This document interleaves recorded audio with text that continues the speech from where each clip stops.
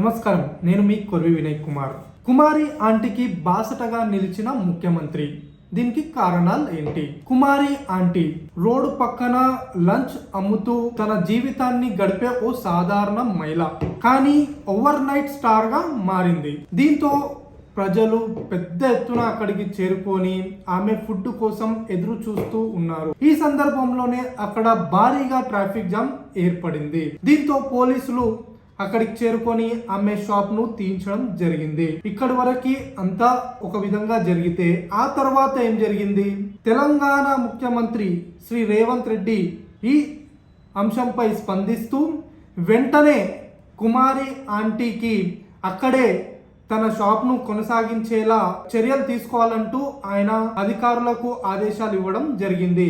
అంతేకాకుండా త్వరలోనే కుమారి ఆంటీ వద్దకి వెళ్ళి తాను కూడా లంచ్ చేస్తానని ఆయన ప్రకటించడం జరిగింది. ఇది వరకు అంతా బాగానే ఉంది, అందరికీ అర్థమైంది. కానీ దీని వెనుక ఉన్న కారణాలు ఏంటి అనేది తెలుసుకుందాం. ఎప్పుడైతే పోలీసులు ఆమె షాప్ని తొలగించారో పెద్ద ఎత్తున సోషల్ మీడియాలో ఒక చర్చ అనేది ప్రారంభమైంది. ప్రభుత్వానికి వ్యతిరేకంగా కొంతమంది మాట్లాడడం జరిగింది.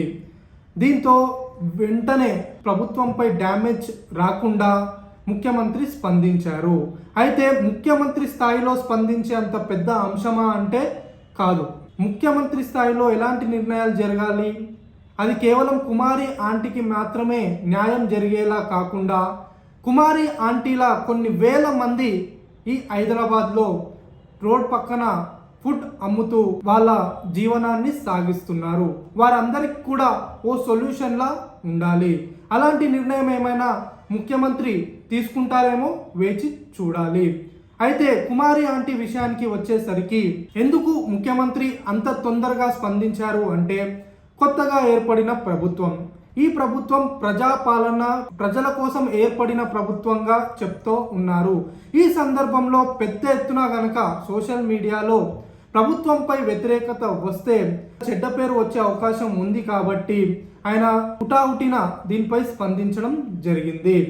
అయితే కుమారి ఆంటీ గనక ప్రభుత్వంపై ఎలాంటి వ్యాఖ్యలు చేసినా అది చాలా మందిపై ప్రభావం చూపే అవకాశం ఉన్నందున ముఖ్యమంత్రి దీన్ని వెంటనే సాల్వ్ చేయడం జరిగింది. అయితే ముఖ్యమంత్రి కనుక కుమారి ఆంటీ వద్దకు వెళ్ళి భోజనం చేసినట్లయితే అది మరో చర్చనీయాంశంగా మారే అవకాశం ఉంది. అయితే ఇది ఎక్కడి వరకు దారి తీస్తుంది అనేది మనం వేచి చూడాలి.